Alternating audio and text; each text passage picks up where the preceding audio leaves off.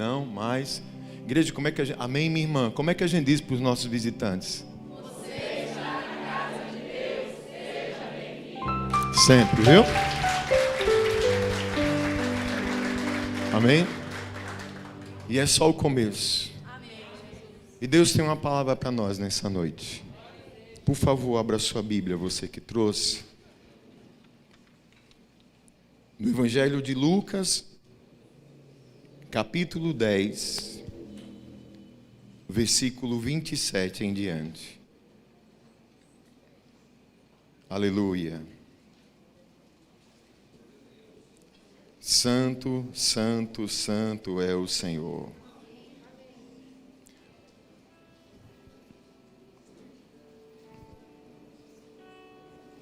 Lucas, capítulo 10, versículo 27. Deixa eu só confirmar aqui, viu, irmãos?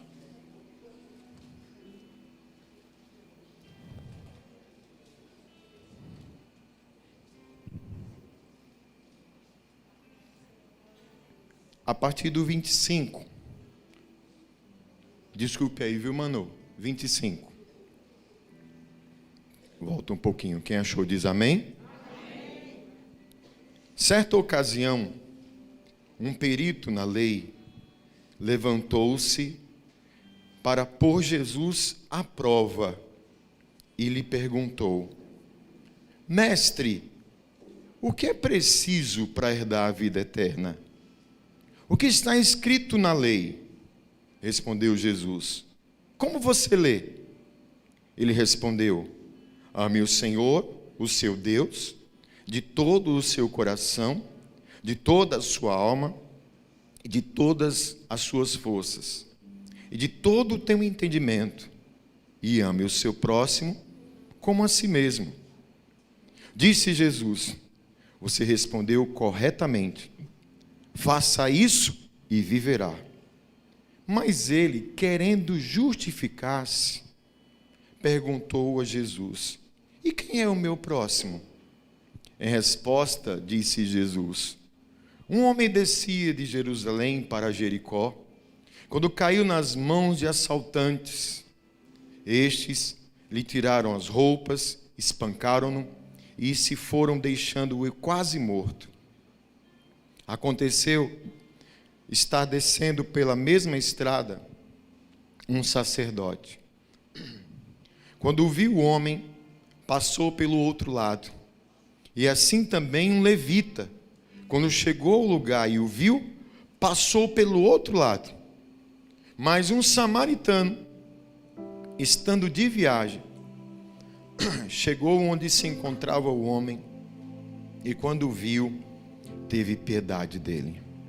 Aproximou-se, enfaixou-lhes as feridas, derramando nelas vinho e óleo. Depois colocou sobre o seu próprio animal, levou-o para uma hospedaria e cuidou dele. No dia seguinte, deu 2 denários ao hospedeiro e lhe disse: cuide dele. Quando eu voltar, lhe pagarei todas as despesas que você tiver. Qual desses 3 você acha que foi o próximo do homem que caiu nas mãos dos assaltantes? Aquele que teve misericórdia dele. Respondeu o perito na lei. Jesus lhe disse: vá e faça o mesmo. Feche os teus olhos. Senhor, obrigado pela tua presença nesse lugar. Tu és santo, soberano, glorioso. Te agradecemos por tudo que o Senhor está fazendo aqui nessa noite e te pedimos, continue. Que teu Espírito conduza, Pai, mais uma vez essa palavra, que ela venha aos nossos corações e nos trate. Eu creio e sei que milagres já aconteceram aqui. Eu creio e sei que milagres o Senhor ainda vai operar nesse lugar. Porque aqui nós amamos ao Senhor e nós amamos a tua palavra. E aquele que crê na tua palavra será salvo, será liberto, será curado, será restaurado.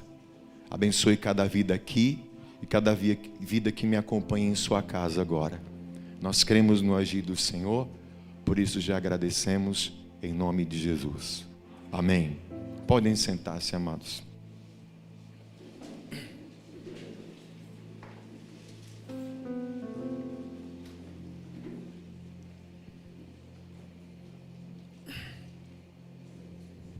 Amém.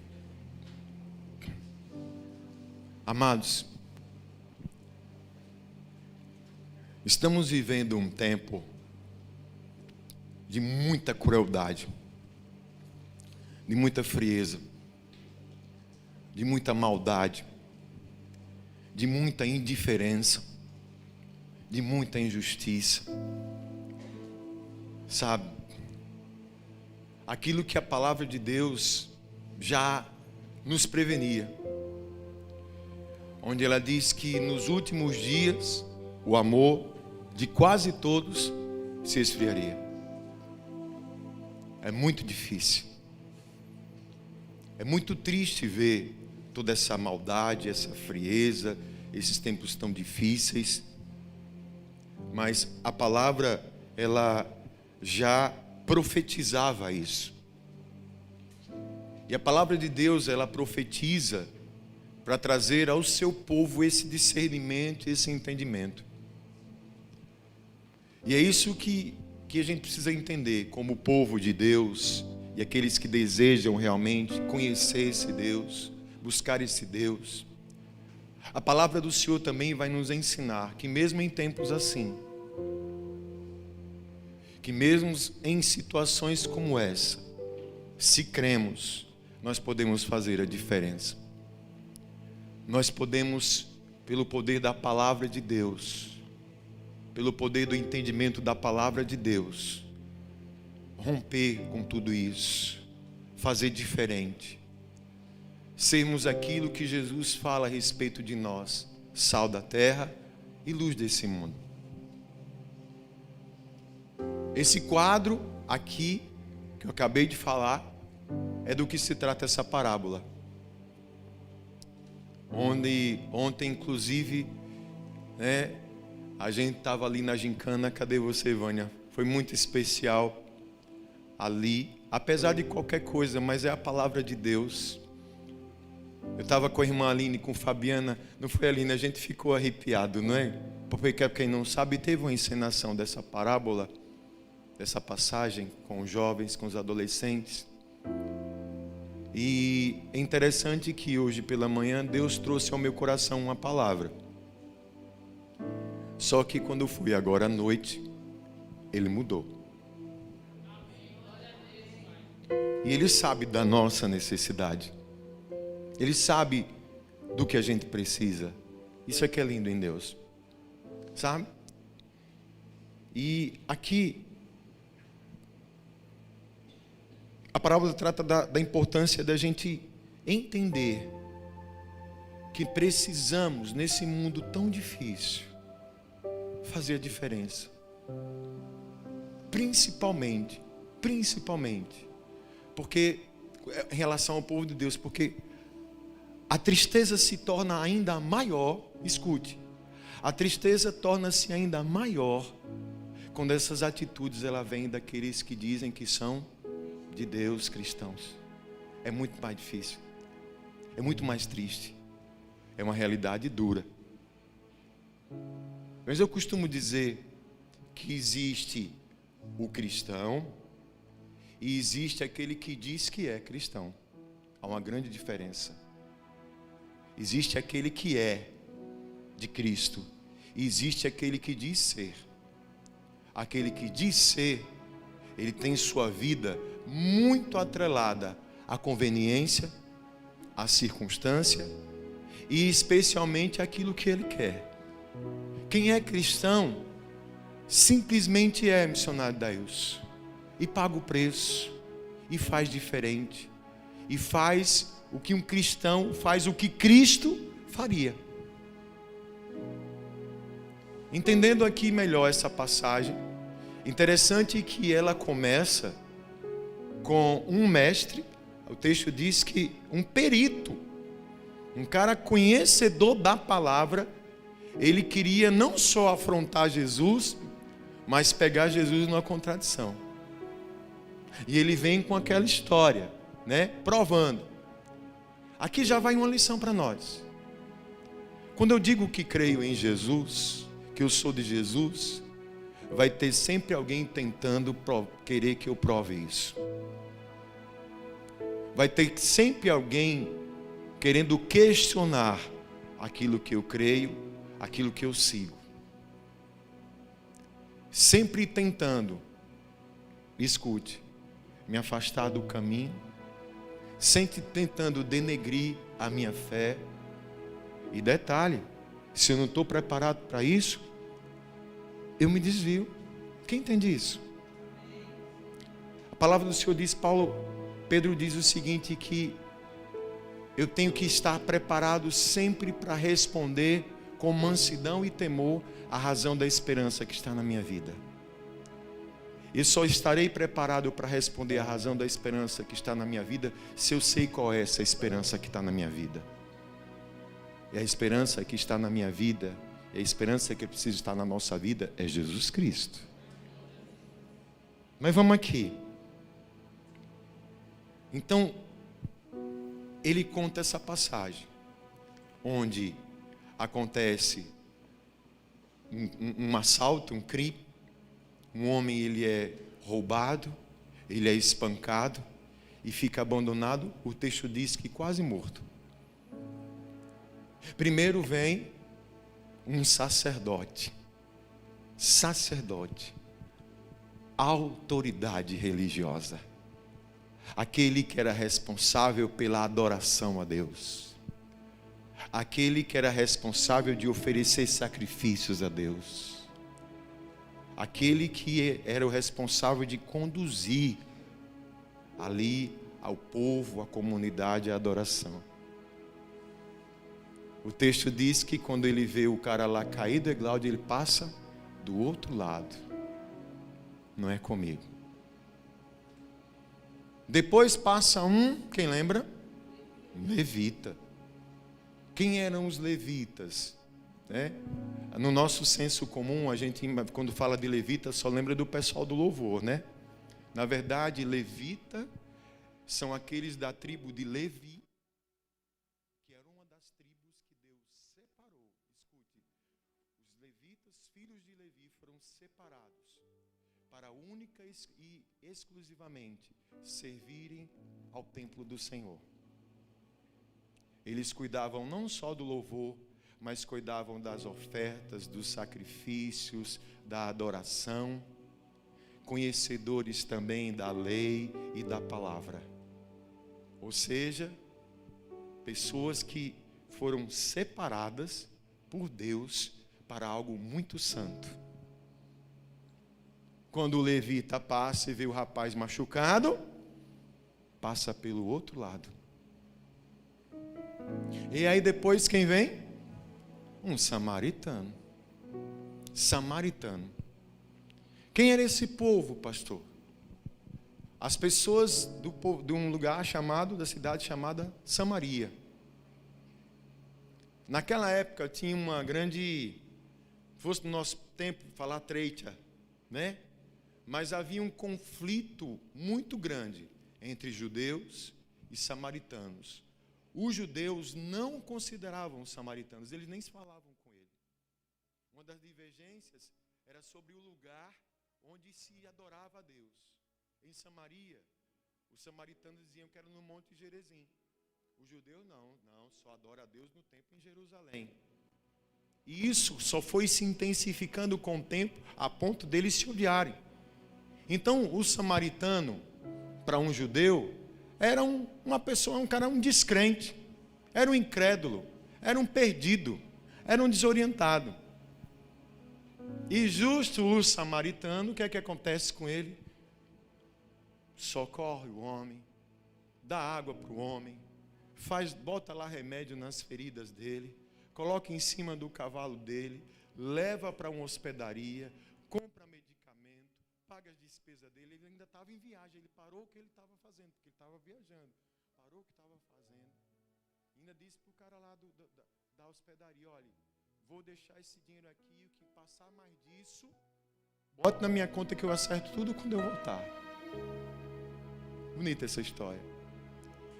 E toda essa história vem diante da pergunta que esse perito da lei faz a Jesus. Mestre, e aí? O que é que eu preciso para herdar a vida eterna? O que é que diz a lei? Jesus pergunta, o que é que está dizendo a lei?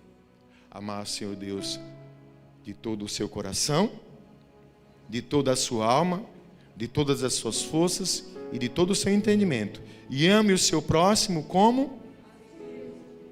Jesus diz o quê? Você respondeu corretamente. Faça isso e viva. Maravilha. Primeiro ponto do entendimento para nós. Interessante que eu estava falando também hoje numa conversa com o Fabi. O que falta em muita gente, em muitos de nós, Fabiana. Esse entendimento que o nosso relacionamento com Deus precisa ser inteiro. Deus quer o meu coração, Deus quer o seu coração por inteiro. Amar a Deus de todo o coração. Depois ele enfatiza, de toda a sua alma, indicando os nossos sentimentos, as nossas emoções para Deus. E ele diz ainda, de todo o seu entendimento, saber em quem a gente crê, e por saber em quem a gente crê, a gente ama esse Deus. Amar a Deus com todas as nossas forças, por inteiro, com todo o nosso coração. E semelhante, amar ao próximo. Vem a pergunta para nós. Será que a gente está vivendo isso? Será que eu amo a Deus com todo o meu coração? Com toda a minha alma? Será que eu amo a Deus com todo o meu entendimento? Aí é a coisa mais tranquila dizer, oxe pastor, amo, pronto. Aí a segunda parte, e ao próximo?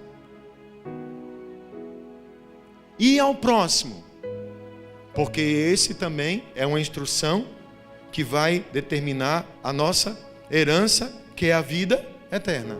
Amar ao próximo. Aí, pensamos aí? Vem aí o segundo ponto. O perito vai perguntar, me explique isso direito. E quem é o meu próximo? Quem é o meu próximo? É onde o Senhor Jesus ele vai e fala da parábola. Da parábola, a gente tira a seguinte lição, para que a gente venha herdar a vida eterna. Quando ele pergunta, teve o sacerdote, teve o levita e teve o samaritano. Quem foi que ajudou o homem machucado? Pronto. Então quem foi o próximo aí então, nesse sentido? Foi o samaritano. Foi o samaritano. Aí vem a questão. Sacerdote e levita, conhecedores da palavra, servos de Deus, pessoas que tinham entendimento da palavra, mas eles não amaram o próximo. Passaram de longe. Sabe o que é que faltou aqui? A crítica que Jesus faz para nós, o entendimento, é que se eu amo verdadeiramente a Deus, eu não fico com meu relacionamento com Deus somente no campo da religiosidade e da tradição. O bom samaritano, ele ultrapassa a religiosidade e vai para o campo das atitudes de amor.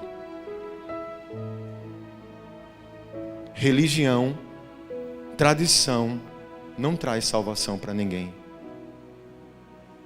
Amar a Deus e amar ao próximo significa sair disso e ir para a prática. Porque você sabe o que é que acontece hoje quando alguém está caído? Chega um cristão ainda para pisar no pescoço. Se alguém cai hoje, se alguém é ferido, se alguém é machucado, ou desprezam ou ainda cai por cima que é para acabar de matar. e se dizem cristãos. Quem está entendendo o que eu estou falando? Essa é a realidade.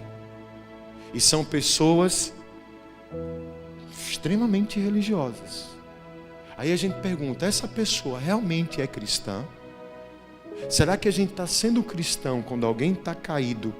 Em vez da gente estender a mão, a gente ou se afasta e abandona ao destino, ou a gente se aproxima para curar as feridas, ou a gente chega para acabar de matar essa pessoa.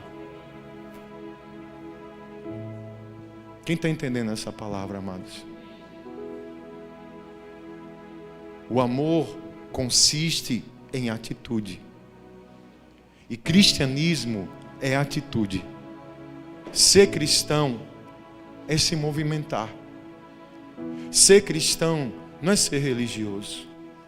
Ser cristão é seguir os passos de Cristo. Ser cristão é ser como esse samaritano. Quem está entendendo isso? Estou procurando ser o mais claro possível. Sabe, amados? Ninguém na face dessa terra está isento de passar por dor e por sofrimento, ou por luta, ou de cair. Porque a palavra de Deus diz que o Senhor olhou para a terra e não viu um justo sequer. O Senhor olhou para a terra e não viu um justo sequer. Mas a graça, o amor e a misericórdia de Jesus vem para nos justificar, nos resgatar. Jesus vem para passar remédio nas nossas feridas. Jesus vem para perdoar os nossos pecados, nos justificar pelo seu sangue. Ele vem para fazer isso. Aí veja, eu fico pensando no contexto que a gente tem vivido nos últimos tempos. O que seria de nós se a gente caísse? Essa pessoa que está aí perto de você, ela caísse. Se eu caísse, se você caísse, o que é que você esperaria? A parábola não diz isso, mas eu consigo imaginar aquele homem ferido vendo de longe o sacerdote passar. Eu consigo imaginar aquele homem, Bruno, gritando, chamando, me ajude. Levaram tudo de mim. Eu consigo imaginar isso. E os que conhecem a palavra deixaram aquele homem lá para morrer. E às vezes, entre aspas, que não é crente, vai lá e faz o que um cristão deveria fazer. Reflexão para a nossa vida. Fechando aqui, eu só entendo o que é reino de Deus e o que é ser cristão quando eu saio da religiosidade. Porque não adianta eu ter 50 anos de igreja, ter lido a Bíblia 10 vezes, 50 vezes. Não adianta eu orar em línguas, dar salto mortal, pirueta. Não adianta eu dizer que eu sou santo. Não adianta nada se tem uma pessoa que caiu perto de mim e eu não estender a mão para ajudar. Isso tudo não salva. O que salva é a nossa atitude diante de Deus. A igreja, amados, tem se levantado de uma forma muito cruel.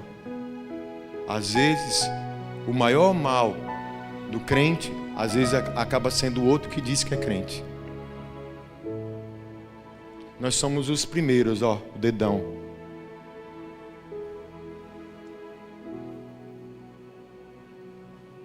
Tem um ditado engraçado que diz que quando alguém aponta o dedo tem que tomar cuidado porque tem 3 virados para você, né? Mas não lembra disso. Não lembra disso. Aí vem a coisa mais linda aqui. Mais linda. Quando ele termina aqui o texto, Jesus diz, qual desses 3 você acha que foi o próximo do homem que caiu na mão dos assaltantes? Aquele que teve misericórdia dele.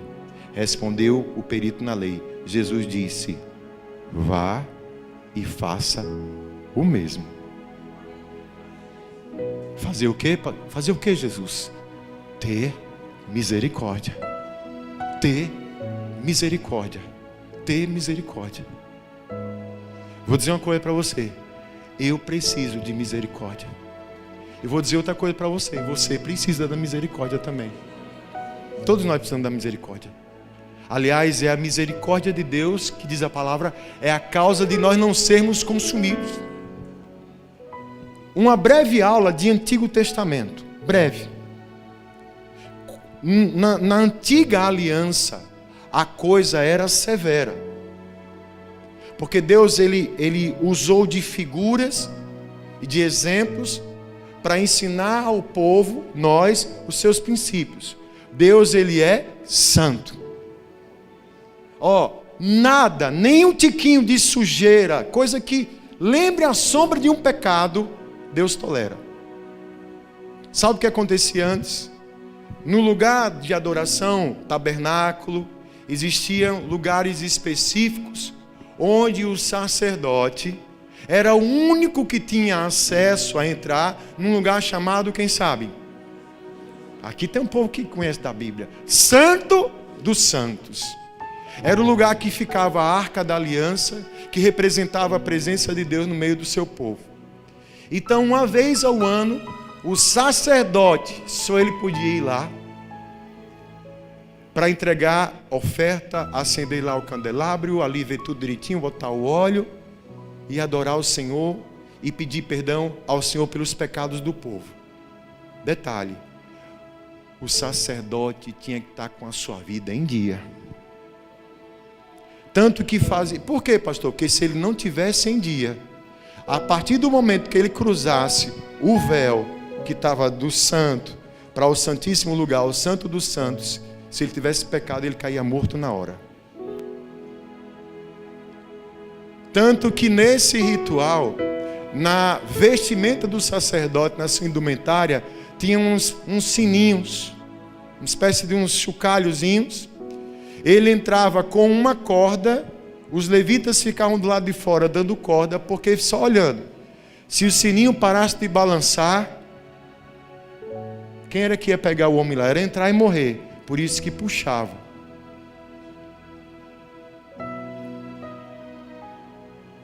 Mas Deus, com a sua misericórdia, Ele diz que hoje as misericórdias do Senhor são a causa da gente não ser consumido.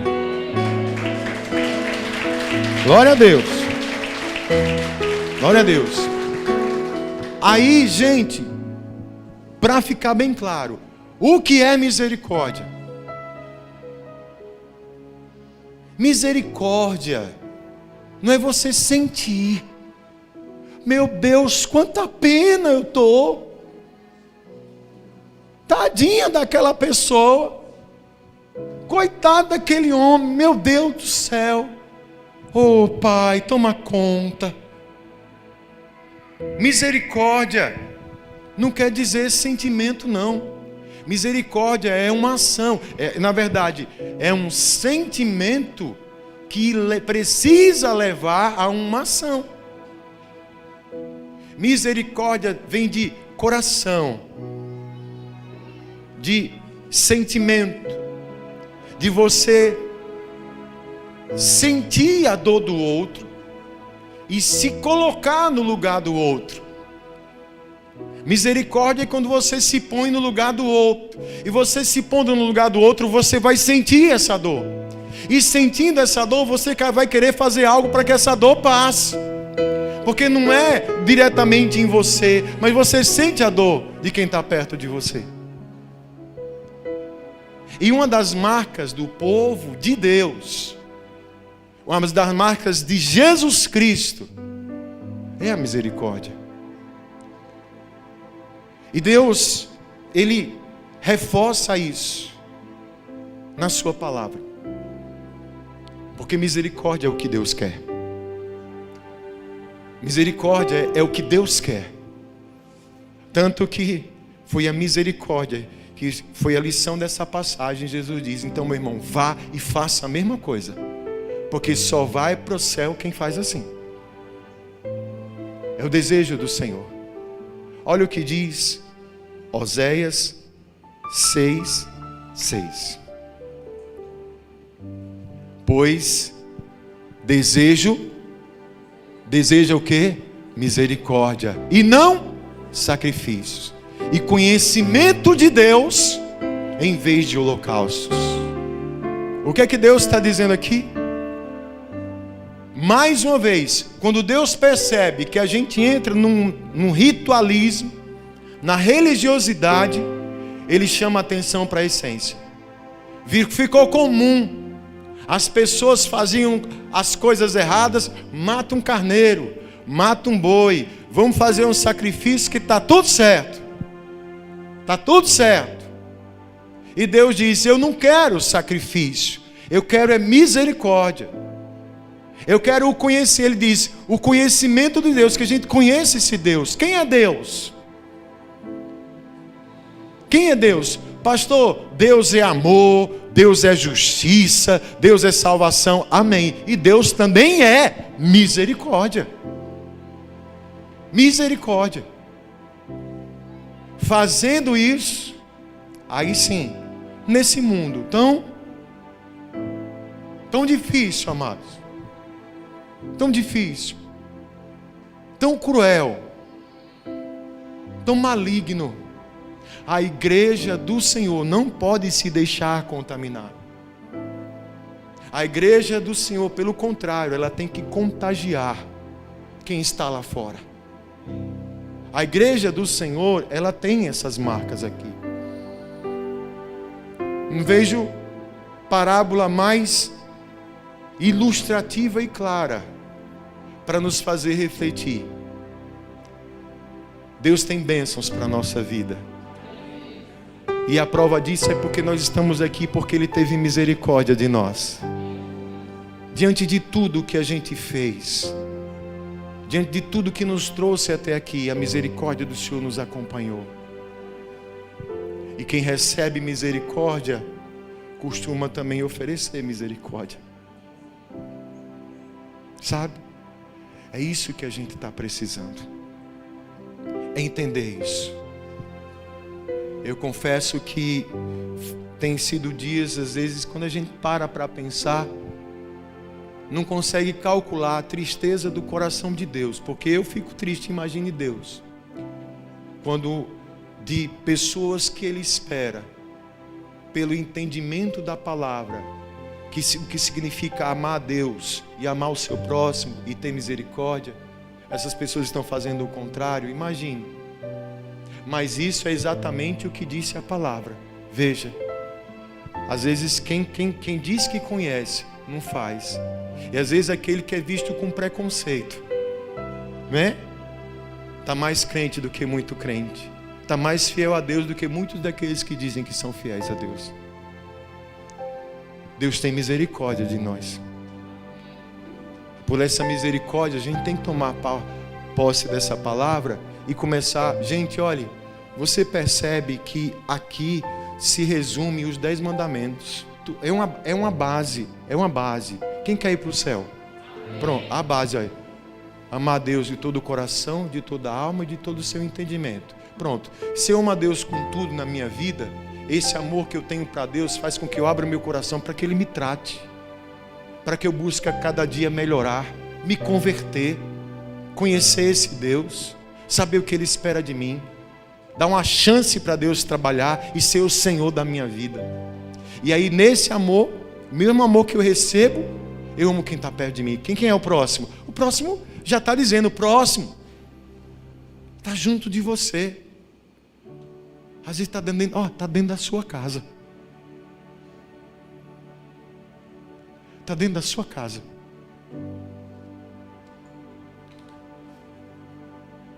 Às vezes, a gente ajuda mais quem está lá fora e esquece de ajudar quem está dentro de casa, se esquecendo da família. Eu já ouvi frases assim: você só é bom por de fora. Porque é muito legal você, para o mundo, se mostrar uma coisa. E às vezes o próximo, literal mesmo, que está perto, você está sendo como esse sacerdote, como esse levita. Mas escute, nessa igreja, essa igreja é do bom samaritano. Eu creio que o Espírito de Deus que estava sobre aquele homem samaritano, que teve essa atitude, que Jesus vem e ilustra para mostrar qual tem que ser a nossa atitude. É Ele que tem poder de convencer o nosso coração. E pela renovação das misericórdias de Deus, a gente vai fazer a diferença nessa terra. A gente vai fazer o melhor que a gente puder.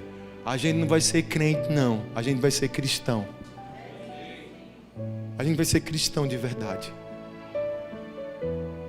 Fazer com que o nome do Senhor seja glorificado.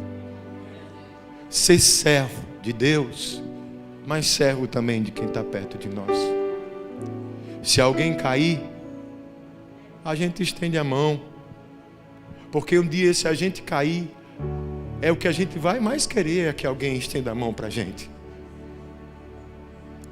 Porque Jesus, Ele nos ensina isso. A Bíblia diz, porque o Filho do Homem não veio para julgar o mundo, nem condenar o mundo. O Filho do Homem veio para buscar e salvar aquele que estava perdido. Uma vez, sempre tentaram criticar Jesus. Olha com quem ele anda, só anda com quem não presta. Prostituta, ladrão, leproso. Quem estava falando isso, Fabi, eram os crentes. E esse cara é de Deus. Se ele soubesse, se ele fosse de Deus, sabia que ele só está andando com gente que não presta. Tudo pecador. Só anda com pecador, come com pecador. Aí Jesus se levanta e diz, olha, quem está sã não precisa de remédio não. Quem está precisando de remédio é quem está doente. Eu vim foi para esses. Eu vim foi para esses.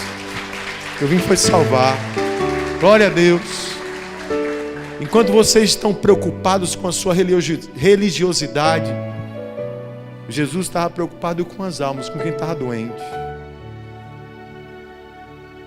Amém, amados? Você fica em pé no seu lugar, por favor.